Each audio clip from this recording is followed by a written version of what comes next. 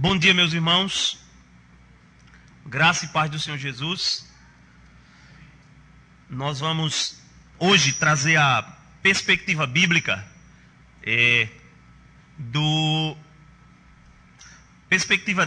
diante da doutrina das heresias do espiritismo kardecista. Nós vamos trazer a resposta bíblica para os questionamentos e para aquilo que foi levantado na semana passada, ok?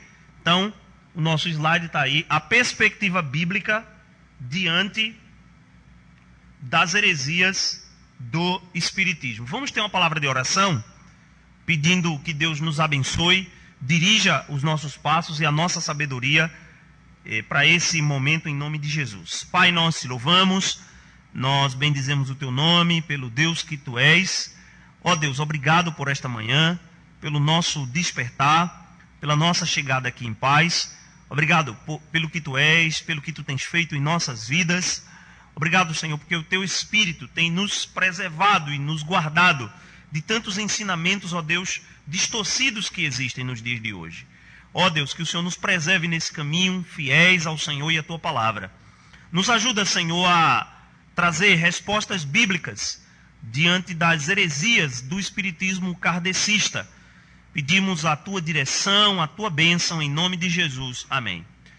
Meus irmãos, para que o nosso estudo bíblico possa fluir melhor, eu vou precisar do auxílio de vocês na leitura de alguns textos bíblicos. Então eu peço que vocês já fiquem com as espadas nas mãos aí, que eu vou mencionar o texto bíblico e pedir para você abrir e rapidamente ler, tá bom? Para a gente ganhar tempo nesta manhã. Então, a perspectiva bíblica diante das heresias do espiritismo. Na semana passada, quando nós introduzimos sobre esse grupo religioso, esse segmento religioso, nós fizemos uma breve viagem no tempo, na história, né? E vimos que o espiritismo, na verdade, é uma crença muito antiga. Na sua versão moderna, né, surge nos Estados Unidos com as duas irmãs que falamos na semana passada, as irmãs Fox, não é? E essas irmãs, a partir daquele fenômeno das cadeiras que giravam, das mesas principalmente que giravam, elas entenderam que se tratava de coisas sobrenaturais, ou de que os mortos estavam querendo se comunicar com os vivos. Isto é, na verdade, a base do espiritismo. É a crença de que aqueles que morreram, os espíritos daqueles que morreram, eles se comunicam, eles trazem mensagens e comunicações aos vivos. Só que, algum tempo depois, essas irmãs, elas se retrataram, reconheceram que aquilo não passava de um mero artifício delas, e elas negaram isso, não é? Negaram esse fenômeno sobrenatural. No entanto, a gente viu que na Europa, especialmente na França, não é? Um homem chamado Léon Hippolyte, ele presenciou esses fenômenos e tentou explicar de forma racional, científica, e nessa busca por essas explicações, um espírito, então, ou os espíritos revelam a ele do que se tratava.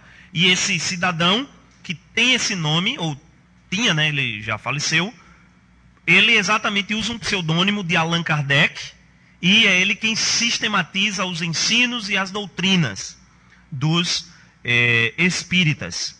Escreve o livro, né, sobre os espíritos. Então, hoje a gente vai trazer a perspectiva bíblica, sola escritura.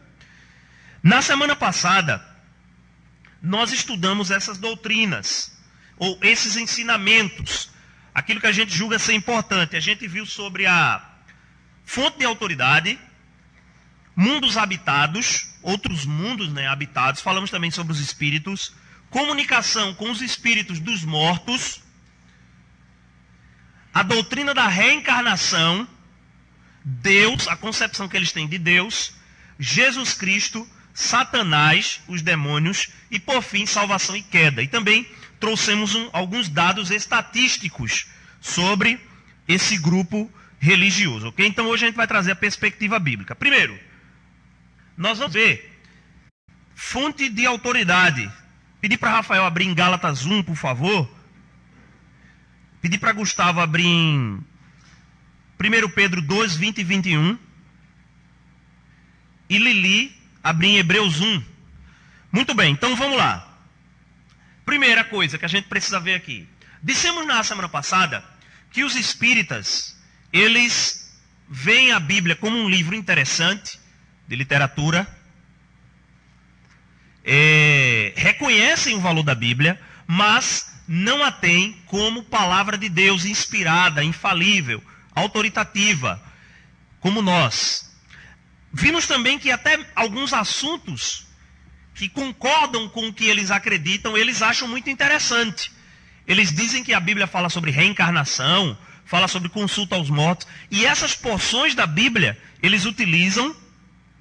A gente vai ver hoje que a Bíblia não fala sobre isso, mas eles entendem que a Bíblia fala, e eles usam essas porções das Escrituras. Então, para nós, cristãos, isso é um ponto fundamental. A Bíblia é a nossa única regra de fé e prática.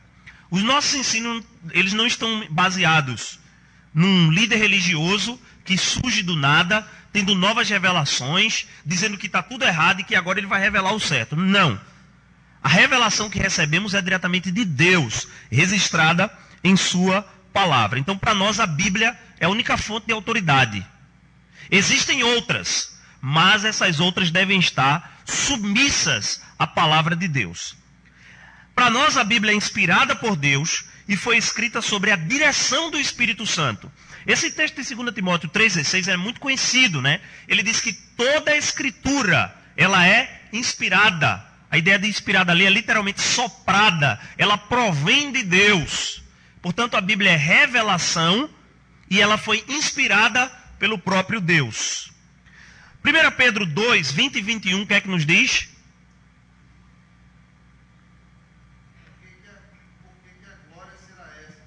Eu acho que não é esse texto, não. 1 Pedro. Então, 2 Pedro, desculpa, Gustavo. Está errado ali o. 2 Pedro, desculpa. 2, 20 e 21. Por favor. Encontrou?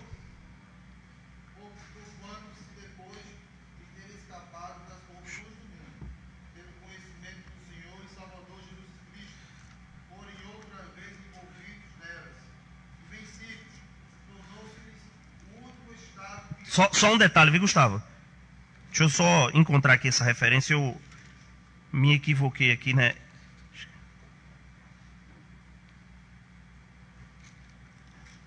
Segunda Pedro. Desculpa, irmão. É 2 Pedro 1, 20 e 21. O capítulo está errado. 2 Pedro 1, 20 e 21. Agora sim.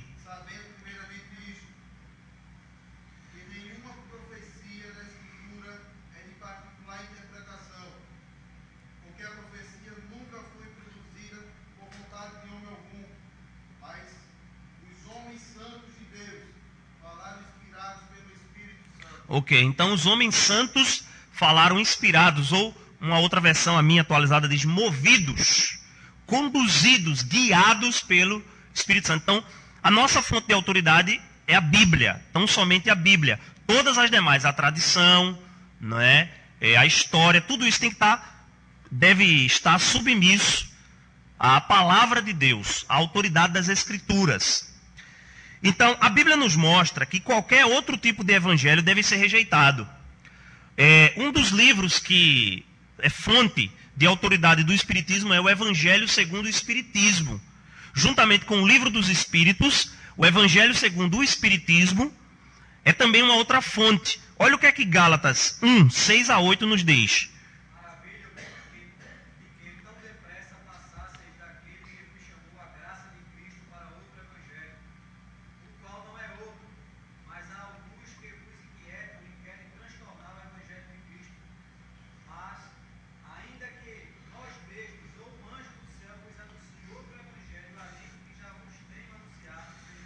Exatamente. Então, essa ideia de outro evangelho, o evangelho segundo o Espiritismo, é uma heresia. É uma afronta ao caráter de Deus e à sua palavra. É um falso evangelho. Paulo diz que se ainda um anjo vier pregar outro evangelho, desconsidere, não é verdade de Deus.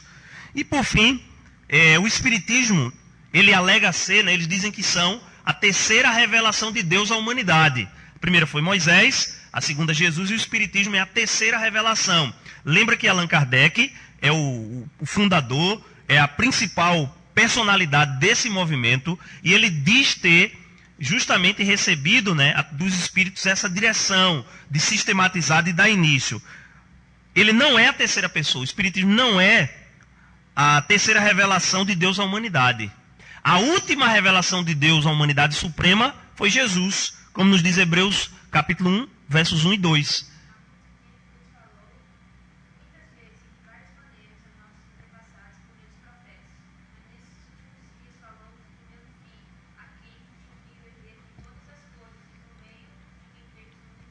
Ok, então veja, Deus no passado falava através de muitas formas e de muitas maneiras aos pais pelos profetas. Nesses últimos dias, por meio de quem ele nos fala? Por meio de Cristo. Cristo é a revelação suprema, superior e final de Deus, é a revelação perfeita. Depois de Cristo, ninguém pode alegar que é uma terceira, uma quarta, quinta revelação de Deus à humanidade. Não, a revelação de Deus, a última revelação de Deus à humanidade foi através de Cristo. Então, essa concepção espírita, ela contraria o que a palavra de Deus nos diz, ok? Então, quanto à fonte de autoridade, para nós é a palavra de Deus. Para nós é Jesus Cristo. Não é nenhum outro livro. Se o livro estiver discordando da palavra, a gente tem que desconsiderá-lo. Ele tem que estar submetido à palavra de Deus, ok? Então, também falamos sobre esses mundos habitados, Os espíritas acreditam que existem outros mundos no universo que são habitados por seres que são ou iguais, ou inferiores, ou superiores à raça humana. É o conceito de pluralidade de mundos que eles defendem. Ou seja, existem universos habitados por homens pelo cosmo afora. Esse é um assunto bastante delicado, porque se houvesse esses mundos, ou mundos dessa natureza, com homens morando, nós deveríamos encontrar algum sinal disso na Escritura, e a gente não encontra. Certa feita, perguntaram a um estudioso, um físico, que se existiria vida fora do planeta. O homem sempre, desde do início da história da humanidade, o homem sempre busca isso, A NASA sempre busca vida fora do planeta. As pessoas estão muito mais preocupadas nisso e esquecendo muitas vezes até o próprio planeta nosso.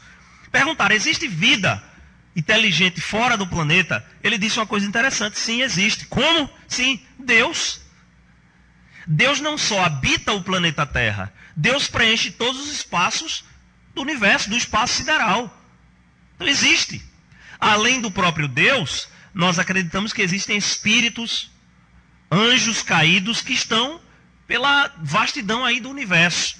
Agora, ser humano, nós não temos base bíblica para afirmar isso. A Bíblia não diz, não fala sobre isso. Se a Bíblia não fala, qualquer opinião é mera especulação, tá certo? É mero pensamento humano. A gente tem que ir até onde a Bíblia nos ilumina aí.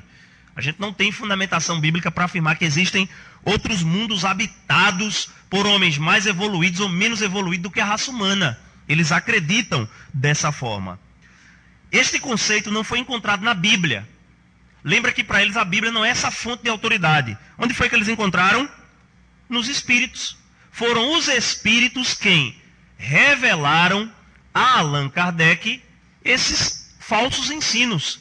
E como os espíritos para eles são autoridades, o que os espíritos disseram, Allan Kardec codificou num livro e para aquilo passou a ser verdade. Veja, aqui também toca na questão da autoridade. A diferença de autoridade entre nós, o que a palavra diz, e ficamos com o que a palavra diz, enquanto eles ficam com o que a palavra diz, no que interessa, e muitas outras coisas que os espíritos revelam. O que o espírito revelou e falou, eles acreditam como verdade absoluta e passam a ensinar. Então esse não é um conceito que a Bíblia defende. Na verdade, o homem, a Bíblia diz que ele é a coroa da criação. O homem ele foi criado à imagem e semelhança de Deus. E não existe nenhum outro ser na face da terra ou em nenhum outro lugar que foi criado segundo a imagem de Deus. Só o ser humano, ok? Então esses mundos habitados não têm fundamentação bíblica para a gente defender isso. Nós refutamos, nós combatemos essa doutrina herética. Na sequência, uma outra doutrina que é basilar, que é fundamental para o espiritismo, é a comunicação com os espíritos dos mortos. Lembrem-se, o espiritismo ele está exatamente fundamentado em dois ensinamentos. O principal é a necromancia, a consulta e a comunicação com os mortos. Os mortos trazem mensagens do além para a raça humana, e essas mensagens são autoridades. E também a possibilidade de, depois da morte, você reencarnar, o seu espírito voltar à vida, mas em outro corpo, o corpo de outra pessoa. Então, comunicação com os mortos. Veja, vamos abrir nossas Bíblias em Levítico 27. Deus ali proíbe o seu povo. Veja que isso é uma prática, como dissemos, muito antiga.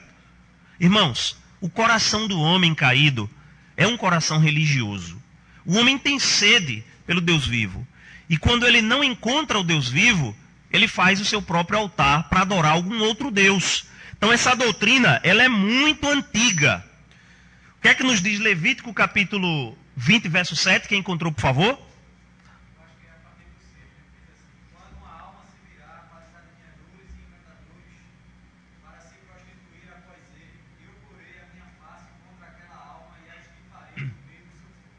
Exatamente.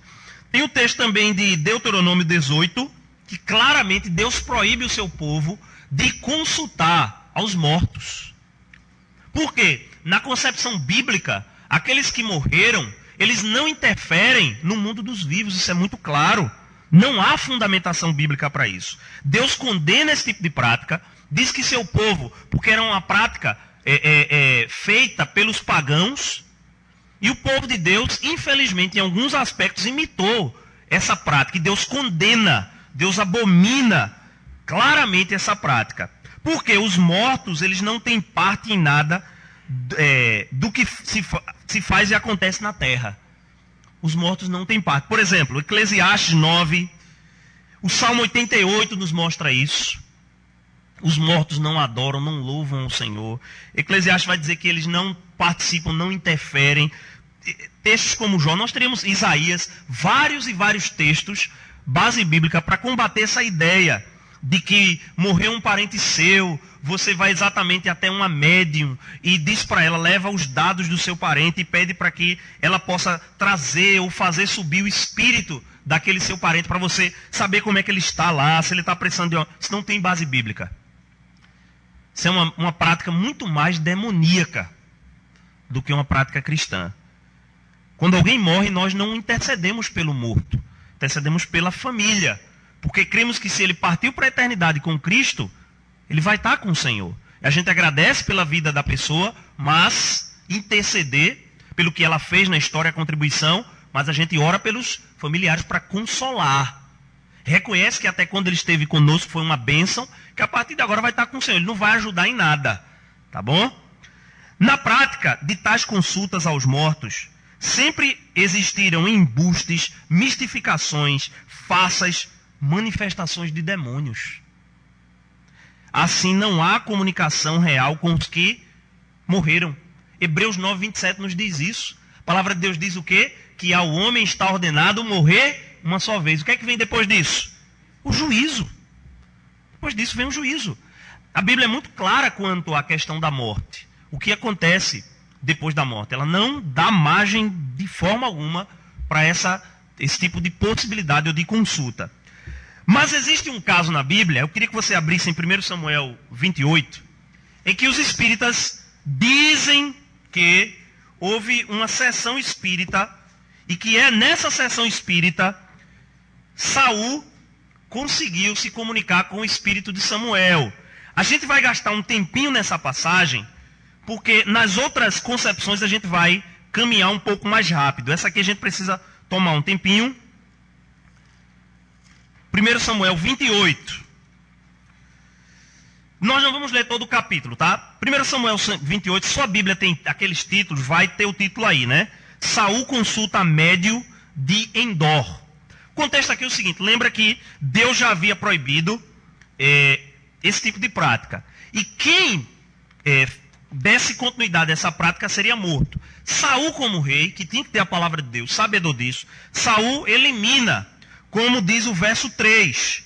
O verso 3 diz que já Samuel era morto e todo Israel tinha chorado. Fim do verso 3 assim: Saul havia desterrado os médios e os adivinhos. Quer dizer, Saul tinha acabado em Israel com todos aqueles que faziam essa prática. Mas o que acontece? No verso 4, porque os filisteus iam guerrear contra o povo de Deus, e o povo de Deus, por causa principalmente do líder, o rei, estava muito vulnerável. E Saul sabia que ia perder a batalha. Saul estava desesperado, não é? Diz o texto no verso 5, que vendo Saul o acampamento dos filisteus, foi tomado de medo. E muito se estremeceu o seu coração. Veja o que o coração de um homem com medo, um homem que estava longe de Deus, é capaz de fazer. O verso 6 diz que Saul, ele consulta ao Senhor. Joia, muito bem, ele estava nervoso, com medo, ele foi consultar a Deus, buscar a Deus. Só que ele já estava muito antes afastado de Deus, longe de Deus. Ele tinha desobedecido ao Senhor. Quando Deus disse, vá, mate o rei. Foi que ele fez, trouxe, pegou os espojos, não matou o rei. Aí o texto diz que ele consultou ao Senhor, porém o Senhor não lhe respondeu. O cara estava em pecado, desobediente, não queria obedecer ao Senhor. O que acontece? Deus não respondeu a ele. Quais os métodos que Deus falava com o seu povo no Antigo Testamento? Por sonhos, por urim, nem por profetas. Esses eram os meios, né, pelos quais Deus usava para se comunicar com o povo. Através de sonhos. Esse urim, tumim, eram pedras que ficavam na estola sacerdotal, que eram usadas para consultar a vontade de Deus. O povo usava para consultar a vontade de Deus. Nem os profetas que representavam Deus dentro do povo. Ele recorreu a tudo isso. Deus não falou nada com ele. Qual é a atitude que ele toma? No verso 7, disse Saul aos seus servos, apontai-me uma mulher que seja médium. Ora, o próprio rei que tinha combatido e condenado isso, o que é que ele vai fazer? Ele pede para que seus servos vá atrás de uma. Disseram-lhe os seus servos, há uma mulher onde? Nessa cidade aí chamada Endor, que é médium. Ele se disfarçou, porque se ele fosse como rei, a mulher dizia, o senhor vai me matar. Ele se disfarça, resumindo a história, e vai até ela. Aí quando chega lá, no verso 8 ainda, diz, peço-te que me adivinhes pela necromancia. Necro é morto. Mancia essa comunicação, né, com morto. E me faça subir aquele que eu te disser. Aí a mulher diz, bem sabes no verso 9, o que fez Saul, né, mandou eliminar tudo isso. Agora, olha no verso 2. Ele jurou pelo Senhor. Olha, não vou fazer nada com você. Eu juro pelo Senhor, tomou o nome de Deus em vão, né? Olha o outro pecado de Saul. Saul cometeu pecados gravíssimos. Um deles foi, usou o nome de Deus em vão, para não matar aquela mulher. A partir do verso, então vai acontecer ali a sessão espírita, né? A médium vai então consultar. Vendo a mulher Samuel, no verso 12, gritou em alta voz. E a mulher disse a Saul, por que me enganaste? Pois tu mesmo és Saul. Respondeu o rei, não temas, que vês? Então a mulher respondeu a Saul, vejo um Deus que sobe da terra. No fim do verso 14 diz que, entendendo Saul, que era Samuel, inclinou-se com o rosto em terra. Então veja, ele entende que é Samuel, né? Mas eu pessoalmente sou tendencioso a acreditar que não era o espírito de Samuel, era um espírito enganador. Existem, só um esclarecimento, existem alguns pastores, teólogos, estudiosos sérios que acreditam que foi o espírito de Samuel. Muita gente séria acredita que foi o espírito de Samuel. Eu particularmente, hoje acredito que não seja possível, porque Saul tinha consultado o Senhor. O Senhor tinha rejeitado ele, o Senhor não quis se comunicar com ele, não é? E eu acredito que Deus não se utilizou desse meio. porque ele já tinha buscado ao Senhor e Deus não tinha respondido a ele. Será que Deus usaria então desse outro método? Ora, se fosse Samuel, Samuel era um profeta. E quando o profeta falava em nome de Deus, era o próprio Deus falando. Se Deus se recusou a falar pelos meios ordinários e extraordinários que ele usava, sonhos, visões, urim, Deus ia então usar o espírito de Samuel para comunicar uma mensagem de juízo a Saul. Eu particularmente acredito que não foi o espírito de Samuel. Embora que uma leitura superficial do texto nos leve a acreditar que seja. Porque diz que Samuel se levantou, Samuel falou, trouxe uma mensagem. Aí no verso 15, final do verso 15, início do verso 15, diz: por que me inquietaste, fazendo-me subir? Então disse Saul: estou muito angustiado, e Deus se desviou de mim. Olha o que o infeliz disse. Diz que o problema foi que Deus se desviou de mim. Não. Você se desviou de Deus. Você desobedeceu. Você abandonou o Senhor e está desesperado. Não é? Está desesperado. Depois de ter dito que ele iria perder a guerra, iria perder o reino, o Espírito também diz que o Senhor entregará também Israel contigo nas mãos dos filisteus.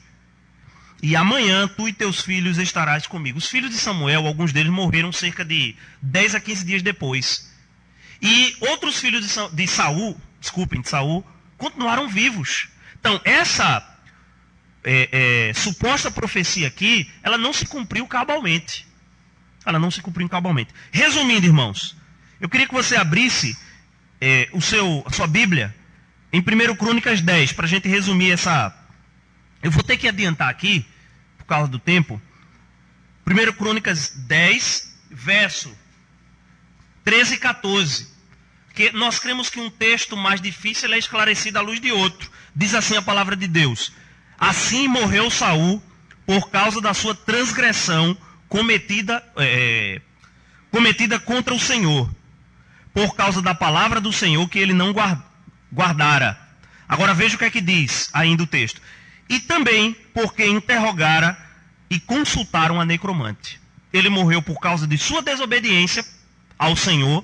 E essa desobediência também, parte dela foi porque ele consultou uma espírita, uma necromante. E por conta disso ele faleceu. Aquilo também foi causa de sua morte. E não ao Senhor, veja. Se Samuel era um profeta, quando ele falava em nome do Senhor. E o texto de Crônicas diz que ele não consultou o Senhor. Por isso, o matou e o transferiu o reino a Davi. Então, eu acredito que não era o espírito de Samuel, era um espírito enganador. Que sabia de muitas informações, porque Deus já tinha dito a Saul que ele iria perder o reino. Já tinha outro rei que iria reinar no lugar dele.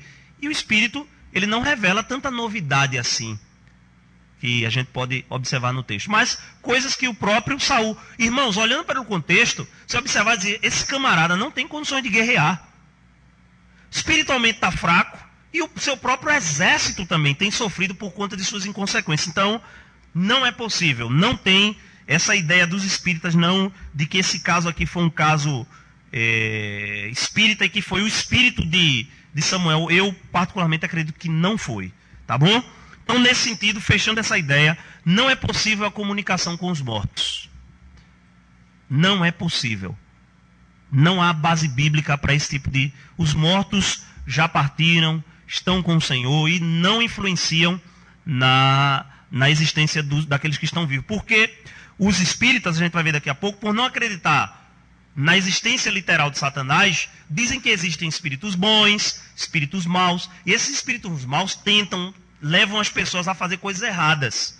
Para nós, a nossa tentação é fruto do nosso coração caído e também do diabo. Para eles não. São os espíritos que conduzem, influenciam as pessoas a fazer coisas erradas, maldosas, ok? A próxima é a reencarnação. Eles dizem também que a Bíblia faz menção à reencarnação. Irmãos, a Bíblia jamais faz qualquer referência à palavra reencarnação. Se você encontrar em sua Bíblia, me diga, que eu vou mandar você comprar outra. A Bíblia não menciona reencarnação.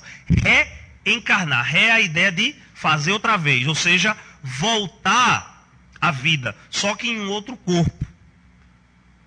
Ok? De outro país, de outra pessoa, voltar à existência só que em outro corpo. A Bíblia não confunde reencarnação com ressurreição. São coisas totalmente diferentes e opostas. Na Bíblia, são mencionados vários casos de ressurreição dos mortos. Nós conhecemos o caso de Lázaro. É um caso muito conhecido, o caso de Lázaro que morreu. Ele era amigo de Jesus. E o que acontece? Resumindo a história para vocês. Está lá no capítulo 11 do Evangelho de João. Primeira coisa, Lázaro estava morto, ele morreu. Ele era muito amigo, Jesus gostava muito dele. Ele estava sepultado, já havia quantos dias, irmãos? 4 dias. Diz o texto que ele já cheirava mal.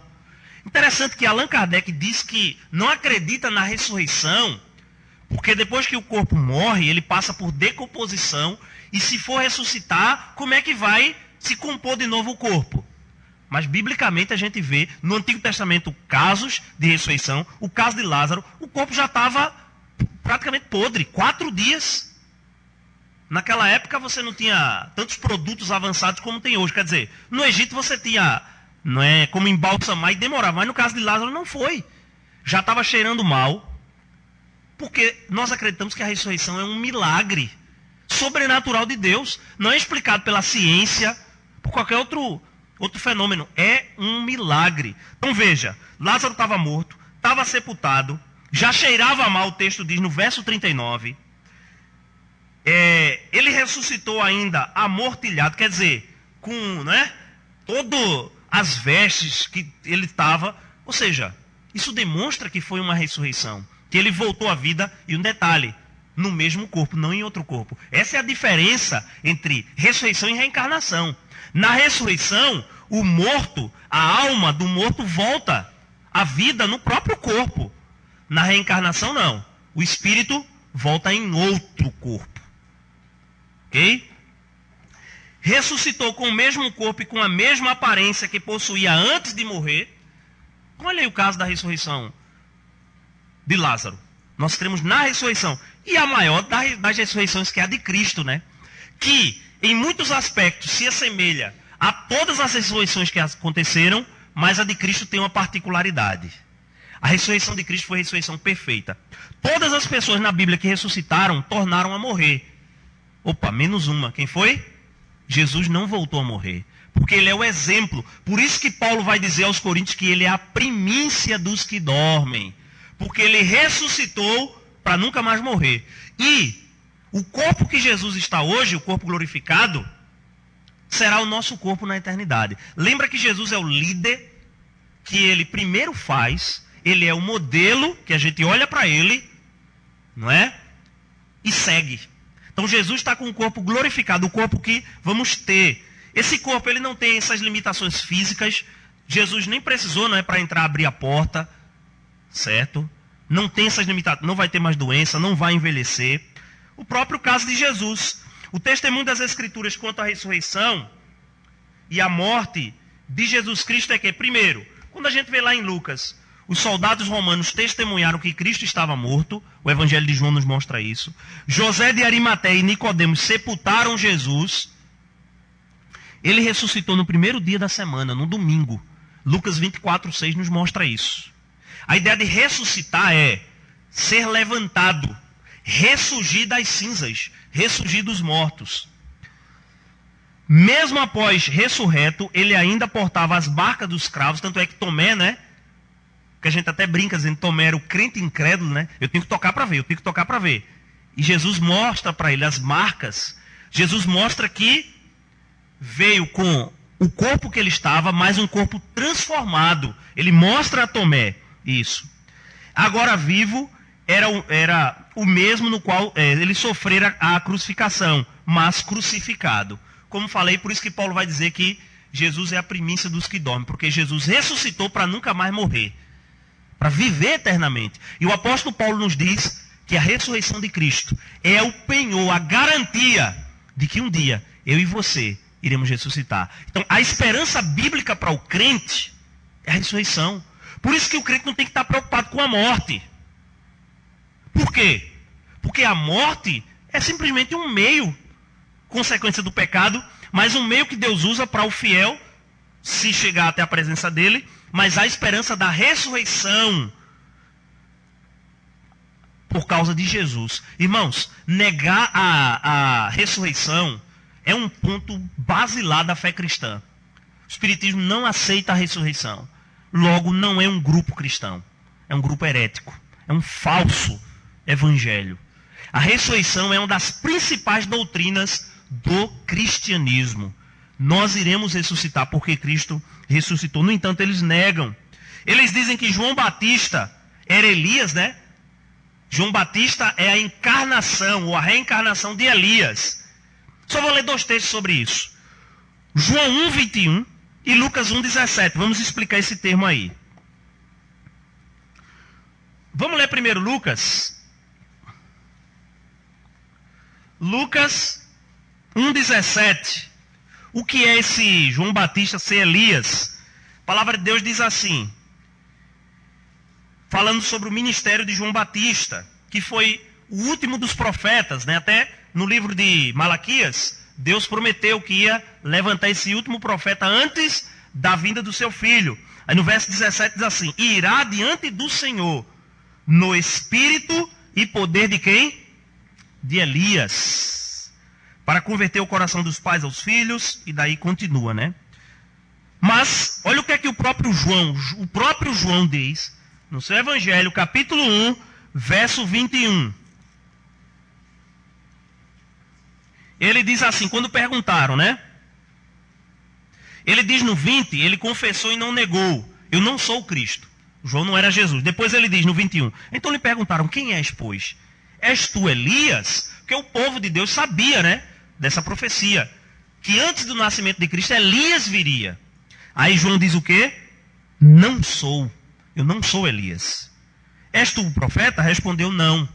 Então veja, essa ideia de no espírito e poder é que o ministério de João Batista seria igual, semelhante ao de Elias. Muita coisa que aconteceu no tempo de Elias, o povo longe de Deus, o povo adorando e idolatrando falsos deuses, estava acontecendo na época de João Batista. Qual era a mensagem de Elias? Pregar a lei de Deus, trazer o povo ao arrependimento, à conversão e ao arrependimento. Qual a mensagem de João Batista? O sermão de João Batista era praticamente um: arrependei-vos e credes. Então há muita semelhança entre o ministério de Elias e o ministério de João Batista. Alguns até dizem, que é muito interessante isso, que na Bíblia são os 2 ministérios que mais se assemelham. O do profeta Elias no Antigo Testamento e o ministério de João. João vivia pelo deserto, comia gafanhoto, era um profeta de Deus e não tinha medo de morrer. Lembra de Elias, dos 450 profetas de Baal? Ele desafiou, ele achava que estava só, não é? João Batista era corajoso, não tinha medo de morrer. João Batista chegava e dizia, olha, se arrependam e creiam. Raça de víboras. Era um homem corajoso, porque era intrepidez do Espírito de Deus na vida desse homem. Então, nós não cremos que João Batista era Elias reencarnado. Por quê? Quais os 2 personagens da Bíblia que não morreram, irmãos? Me lembrem aí, por favor. Opa, para aí. E o outro foi Enoque. Para aí, se a doutrina espírita diz que para você reencarnar você tem que morrer, né? Não é isso? Mas Elias não morreu, irmãos. Elias teve o privilégio de ser levado à presença de Deus sem passar pela morte. Então Elias não morreu. Como é que João Batista é a reencarnação de Elias, se Elias não morreu? Fica difícil, né? A gente acreditar nessa heresia. Agora, João Batista era um profeta à semelhança de Elias. Aí, essa é a compreensão cristã aceita na nossa concepção, fiel à palavra de Deus, ortodoxa, né? Ok? Então ele não era. Essa alegação não tem fundamentação bíblica. Bem, na sequência, o que é que eles pregam sobre Deus? Não acreditam na pessoalidade de Deus, que Deus é esse ser pessoal que se relaciona. Nós acreditamos que Deus é um ser pessoal. O Salmo nos mostra isso. João, Deus conhece, Deus nos sonda, Deus habita em nós, Deus sabe quem somos, foi Ele quem nos criou. Nós servimos a um Deus que é pessoal, que nos ouve, que se comunica conosco. Deus também é um ser único. Deuteronômio nos mostra isso, né? Ouve, pois, Israel, o Senhor nosso Deus é o único. Mas veja, esse fato de que Deus é... E como fica a Trindade, pastor? A ideia de único ali no Antigo Testamento é que Deus é uma unidade composta. Deus é uma unidade composta. Isto é, na essência, Deus só é um. Divino. Ok? Mas em pessoas, Deus é uma pluralidade. Veja que mistério. Essa é a doutrina essencial do cristianismo, é a Trindade, com a qual você pode combater qualquer outro grupo. Se algum outro grupo tem a pretensão de mexer nessa doutrina, pode se afastar. A Trindade é o coração do cristianismo. Um Deus que, quanto à sua essência e natureza, é um, mas quanto à sua pessoa, ele é três. O Pai, o Filho e o Espírito. E o Pai não é o Filho não é o Pai, o Espírito não é o Pai, o Espírito não é o Filho. Veja, diversidade da unidade. Eles não acreditam na doutrina da Trindade. Só por isso aí, além de não acreditar na ressurreição, não acreditam na Trindade, não é? E Deus é um Deus trino. Gênesis nos mostra isso. Quando um cristão é batizado, ele é batizado em nome do Pai, do Filho e do Espírito Santo. Igualdade de autoridade, de poder, de pessoas também. Então, irmãos, eles não acreditam num Deus trino. Logo, é um grupo herético. É um grupo que não acredita na verdade de Deus. Podem fazer boas ações? Podem. Mas parei, o que é que está por trás disso, ok? Outro, Jesus Cristo. Eles dizem que Jesus foi um médium, foi um líder judeu, um homem de prestígio, ficam só nisso. Mas eles não acreditam que Jesus era divino. Eles não acreditam.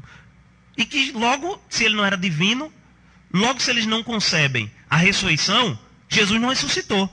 Logo eles negam também a ressurreição de Cristo, entendem? Eles negam a ressurreição de Cristo.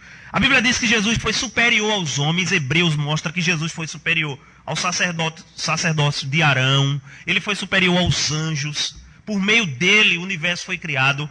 Ele é superior aos homens. Claro, em muitos aspectos Jesus é igual aos homens. Por isso que ele foi capaz de morrer por nós. Porque ele passou pelo que passou. A nossa semelhança. Mas ele também é superior aos homens. Ele é apresentado na Bíblia como profeta, sacerdote e rei. Então Jesus é muito mais do que um líder religioso. Um homem que discursava bem, que fazia milagres. Ele é profeta, sacerdote e rei. Ele está à destra de Deus, orando por mim e por você. Sabia disso? Que Jesus ora por mim e por você? Ele intercede por nós, ao lado de Deus. Jesus é divino. Eles não acreditam que Jesus é divino. Então aí está um outro ponto sobre Satanás, que a gente já mencionou. Para eles, Satanás não existe. Satanás é uma mera personificação do mal. Não existe diabo. Se alguém é tentado é pelos espíritos maus, lembra que eles não têm temor dos homens. Eles têm temor de quem? Que a gente falou? Dos espíritos. Que eles dividem nesses grupos, porque lembra que para eles os espíritos estão em processo de evolução. E quanto mais reencarnar para o espírito é melhor. Que ele vai se aperfeiçoando, não é? A Bíblia diz que Satanás existe, irmãos. Ele esteve lá presente no Éden, não brinquem. Satanás é um personagem real. E tenta sempre frustrar os planos de Deus. Tenta. Não consegue. Mas ele tenta. Ele é inimigo das nossas almas. Quem foi que tentou Jesus no deserto? Quem é que nos tenta? Os demônios. Os espíritos maus, ou melhor, desculpem, os anjos caídos, anjos maus, que também nos tentam. Porque esses anjos maus são servos do próprio diabo, são seus ministros, são seus mensageiros. O diabo, a Bíblia diz, seus anjos e os ímpios serão punidos por Deus. Em Mateus 25, verso 41, Jesus disse isso. Jesus falou muito mais do inferno do que do céu. Jesus foi quem mais falou sobre o diabo na Escritura. Ora, Jesus ia falar de um personagem que não existe, fazer menção o tempo todo, ele é real. Mas, irmãos, a derrota de Satanás já está decretada pelo Senhor. Ele sabe disso, que ele é um perdedor. um derrotado. Mas ele será punido, não somente ele, os seus anjos e também os ímpios. Os espíritas não acreditam na existência do inferno, né? Para eles, a semelhança de outros grupos, não existe o inferno, certo? Mas nós acreditamos que é nesse lugar em que aqueles que não serviram ao Senhor irão passar a eternidade juntamente com o diabo e com os seus anjos. E por fim, o conceito de salvação, antes da gente concluir. Em resumo, pastor Augusto Nicodemos Lopes, certa feita, fez uma observação que eu achei muito interessante. Ele disse que no mundo, em resumo, só existem 2 tipos de religiões. Uma, que salvação é pelas obras, pelo mérito humano, o homem faz para agradar a Deus, né? No Espiritismo, veja, a caridade é tudo, né? Para eles a caridade é quem vai salvar o homem. O homem tem que fazer essa caridade para na reencarnação ele não reencarnar, o espírito dele não ser mal, ao contrário, evoluir. Então, o pastor Augusto disse que só existem 2 tipos de religiões. Aquela que o homem tem que fazer boas obras, tem que ter merecimento, tem que ter iniciativa para ser salvo. E aquela que a salvação é pela graça, é um favor de Deus, que é o cristianismo. Todas as demais religiões têm em comum esse fato, de que nelas o homem tem que fazer boas obras. O homem justifica ele mesmo. Qual é outra doutrina base lá do cristianismo? Justificação pela fé somente. O homem ele é justificado porque o advogado dele é Jesus. A justificação é um ato forense, né, em que Deus é o juiz, o homem é o réu, o homem está diante de Deus e Deus olha e diz, ele está condenado. E ele não pode fazer nada para resolver seu problema. A dívida é muito alta, ele não pode pagar. Ele está condenado, eu vou condená-lo ao inferno. Aí aparece um advogado perfeito, que é 100% Deus e 100% homem, e se coloca no lugar do homem, assume a culpa do homem, paga o preço pelo homem, prova as dores do inferno pelo homem, a angústia, a morte, e imputa isso aí, coloca na conta do homem essa justiça. Isso é a concepção de justificação pela fé. A justiça de Cristo, ela é lançada na nossa conta. Por isso que diante de Deus o homem ele é justificado. Paulo vai dizer isso, né? Que nós fomos justificados mediante a fé, não foi por obra da lei. Certo?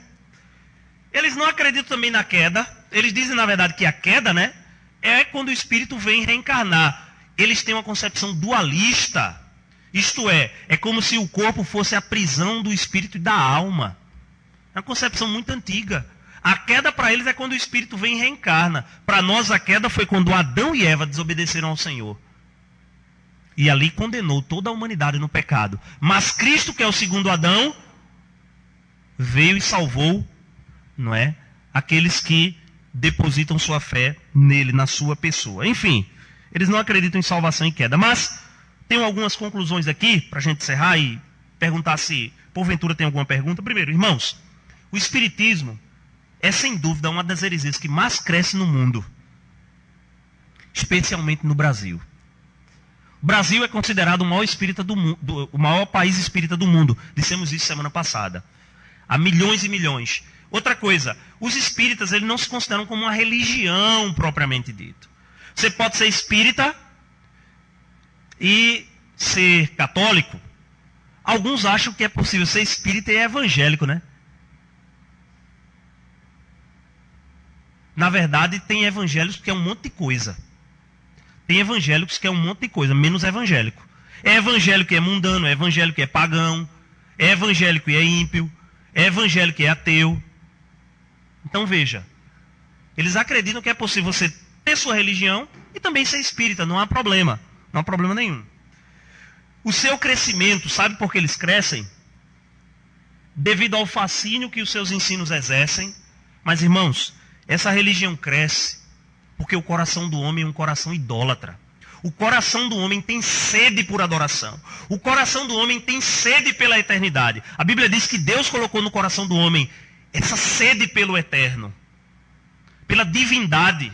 E o brasileiro em especial, né? O brasileiro é muito místico. O povo brasileiro é muito aberto a novas ideias e religiões. O homem tem sede. E é aí onde tem que entrar, irmãos, é a nossa hora, é a nossa oportunidade.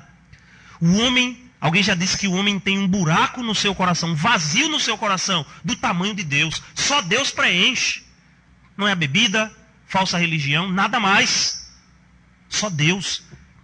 É a oportunidade de nos levantarmos dessas cadeiras, sairmos e pregar o evangelho verdadeiro para essas pessoas.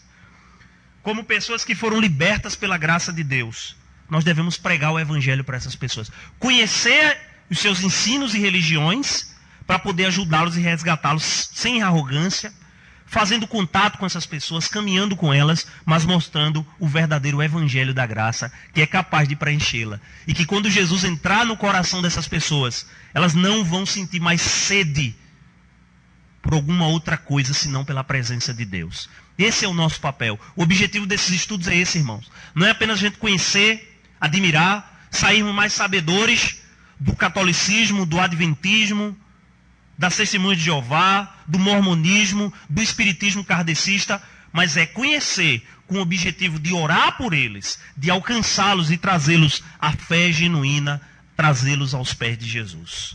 Amém?